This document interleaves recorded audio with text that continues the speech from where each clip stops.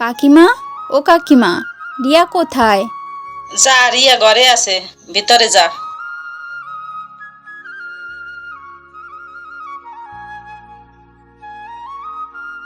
কিরে রিয়া, কি শুনছি তোর নাকি বিয়ে ঠিক হয়ে গেছে? হ্যাঁ, ঠিক শুনেছিস। সামনের মাসে বিয়ে। বাড়ি থেকে সবাই জোর জবরদস্তি করে বিয়ে ঠিক করেছে। কিন্তু কেন? জানি না রে, এখন বাড়ি থেকে প্রায় সবাই বলে, বড় হয়ে আর কতদিন বাবার অন্যায় ধ্বংস করবি, এবার বিদায় নে তো দেখি। জানিস তো শুনি, এই কথাগুলো শুনলে বুকের ভিতরে যেন কেমন একটা কষ্ট হয়। মনে হয় যেন কেউ গলাটা শক্ত করে চেপে ধরেছে আমার। আমার না কেমন যেন দম বন্ধ হয়ে আসে। রিয়া, এ রিয়া, শান্ত হ তুই। বাদ দে, এসব চিন্তা আর করিস না তো। দেখবি বিয়ের পরে হয়তো সব ঠিক হয়ে যাবে। বাই দা ওয়ে, এবার বলতো আমাদের জিজু কেমন রে? শুনেছি তো মানুষটা খুব রাগী, কিন্তু মন থেকে অনেক ভালো। জানি না রে, বিয়ের পর যদি মানুষটা আমাকে আমার বাবার বাড়ির মতন সহ্য করতে না পারে। উফ, বাদ দে তো, এগুলো কিছু বললেই তুই সেই একই চিন্তা করিস। এবার বলতো, তুই আজকে বিকালে যাবি আমার সাথে কোথায়? ফুচকা খেতে? হ্যাঁ, যাব।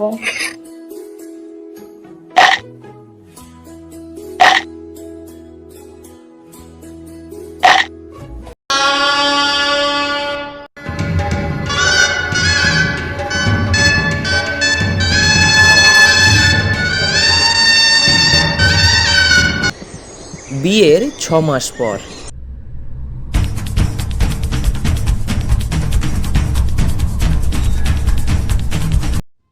কি ব্যাপার, আজকে আমার কেমন যেন একটা লাগছে। কিছু কি হয়েছে?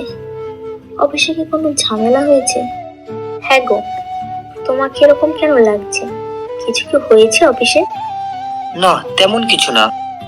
তাহলে এরকম মন মরা হয়ে বসে আছো কেন তুমি? একটু হাসো প্লিজ। কিছু হয়নি আমার। কিছু তো একটা হয়েছে তোমার। বারবার এক কথা বলছি, কানে শুনতে পাচ্ছ না? তুমি কি আমাকে শান্তিতে একটু খেতেও দেবে না নাকি? না আমি না খেয়ে উঠে চলে যাব? কি গো, তোমার আবার কি হলো? তুমি খাবে না? ওই রিয়া, সরি, ভুল হয়ে গেছে। হা করো, হা। এই তো লক্ষ্মীর রাগ ভাঙলো এবার। তুমি তো জানো, তুমি ছাড়া আমার কেউ নেই। আর সারাদিন পরে তোমাকে পাশে পেয়েও যদি তোমার মন খারাপ থাকে, তাহলে আমার একদম ভালো লাগে না। বাবা, এত রাগ? আচ্ছা বাবা, সরি বললাম তো।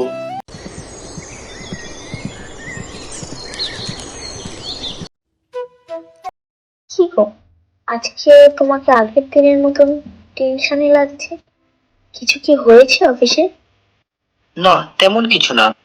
তাহলে এরকম মন মরা হয়ে বসে আছো কেন তুমি?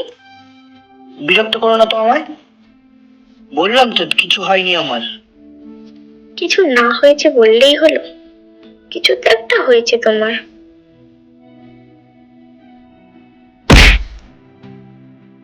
তুমি আমার পেটে লাথি মারলে, দেখবে এর জন্য একদিন তোমাকে পস্তাতে হবে। রাগের মধ্যে আমি এটা কি করলাম? রিয়ার পেটে আমি লাথি মারলাম? আমি তো ভাবছিলাম হয়তো রিয়া সরে যাবে, কিন্তু সে সরেনি। লাথিটা পুরো তার পেটেই লাগলো। হায় হায় ঠাকুর, আমি এটা কি যে ভুল করলাম। এমনিতেই তো ভয়ে সে আমাকে কিছুই বলার সাহস করে না। আচ্ছা, ওর গর্ভে তো আমার সন্তানও আছে, যদি তার কোনো ক্ষতি হয়ে যায়। কি গো, তুমি এখনো জেগে আছো? রাত তো অনেক হলো, ঘুমিয়ে পড়ো। আবার তো সকালে অফিস যাবে। ওই রিয়া, একটা কথা বলবো?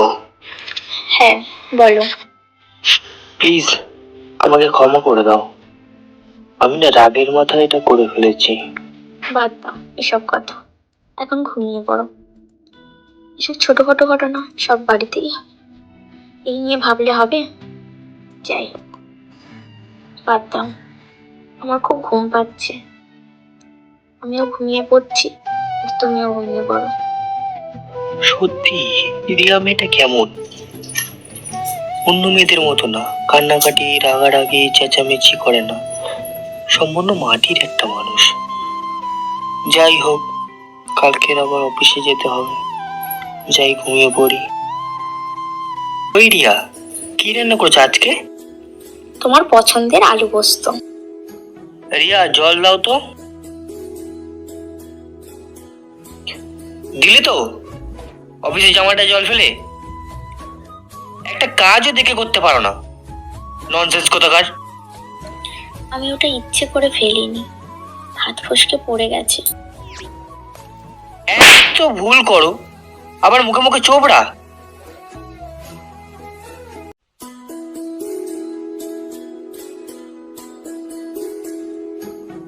দাঁড়া রে বাপু, দাঁড়া, যেতে তো সময় দিবি না কি? কি ব্যাপার মাসি, তুমি আজকে দরজা খুললে? রিয়া কোথায়? আগে দাদা বাবু, বৌদিমণি তো নিজের ঘরে। আসলে সকাল থেকে কিচ্ছুটে খায়নি কো, তাই শরীরটা খারাপ, ওই জন্য আসতে পারেনি। মানে সকাল থেকে কিছু খাইনি? সকালে রাখতে না কন্ট্রোল করতে পারিনি, তাই মেরেছি। এর জন্য তুমি সারাদিন না খেয়ে থাকবে?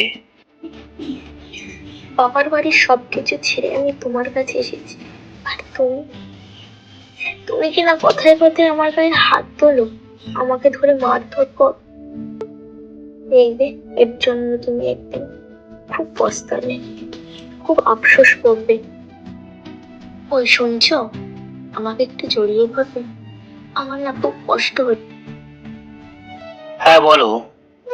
বলছি, ডেলিভারির পর যদি আমার কিছু হয়ে যায়, তাহলে কি তুমি আমার বাচ্চাটাকে দেখে রাখবে তো? কি গো, কিছু বলো। ঠিক আছে, দেখে রাখবো।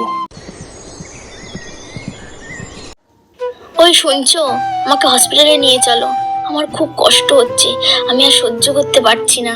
কংগ্রাচুলেশন, আপনার ফুটফুটে একটা মেয়ে হয়েছে। কিন্তু দুঃখের বিষয়, ও খুবই অসুস্থ। মনে হচ্ছে বড় ধরনের আঘাত পেয়েছে পেটে থাকা অবস্থায়। একদম রিয়ার মতো দেখতে হয়েছে। মেয়েদের প্রেগনেন্সির সময় দেওয়া কষ্ট মেয়েরা কখনোই ভোলে না। তোমাকে একটা রিকোয়েস্ট করব, আমাকে শেষবারের মতন একটা জড়িয়ে ধরবে? Doctor, sorry to say this mister, she is no more, she is dead. না, এটা হতে পারে না। রিয়া আমাকে ছেড়ে যেতে পারে না। শান্ত হন আপনি, ভেঙে পড়বেন না। আসলে ওনার মৃত্যুর মূল কারণ প্রেগনেন্সির সময় ওনার পেটে গুরুতর আঘাত লাগায় এতদিন ধরে উনি ধীরে ধীরে মৃত্যুর দিকে এগিয়ে গেছেন। আমরা শুধু ভাবছি এত বড় ব্যথা উনি কিভাবে এতদিন সহ্য করেছেন। আমার রিয়া কোথায়? আমার ভালোবাসা কোথায়? তবে কি এই কষ্টের কথাই বলছিল রিয়া? এখন যদি আমার মেয়ে বড় হয়ে আমাকে বলে, আমার মায়ের মৃত্যুর জন্য তুমিই দায়ী, তুমি আমার মায়ের খুনি। আসলে জানেন তো শ্রোতাবৃন্দগণ, মেয়েদের না নিজেদের বলে কিছুই হয় না, তারা বাঁচে অন্যের পরিচয়ে, কখনো বাবার, কখনো বা স্বামীর। আমার স্বামী যদি আমাকে নিজের করে নিত, তাহলে হয়তো আরো কয়েক বছর আমিও বাঁচতে পারতাম আমার মেয়ের সাথে।